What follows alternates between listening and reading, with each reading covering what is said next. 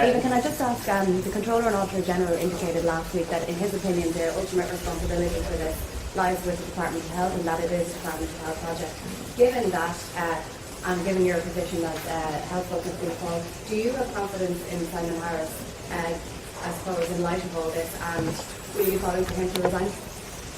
I'd say you'd be hard-pressed to find anyone in Ireland who has confidence in this government when it comes to healthcare, be it on the nurses' strike, the midwife strike, the psychiatric nurses' strike, cervical check, what's coming up in cervical check now, the longest waiting lists anywhere in Europe, a massive shortage of doctors, 161 consultants who aren't actually on the specialist register, the National Children's Hospital, the list goes on and on. But you're still willing to prop up a government that oversees that? Well, first of all, we're not propping them up. We don't support them. We don't want them in government. We don't think they're doing a good job. You could do something Gone like if it that. wasn't for Brexit. The reality is, the reality is on the Children's Hospital, we've got to bring the costs back down again. Every million we can bring those costs. Yeah, no, I am asking you. Every million we can bring the cost back down. There's another hospital bed that can be built somewhere else. We've a very small window of opportunity to get these costs back down.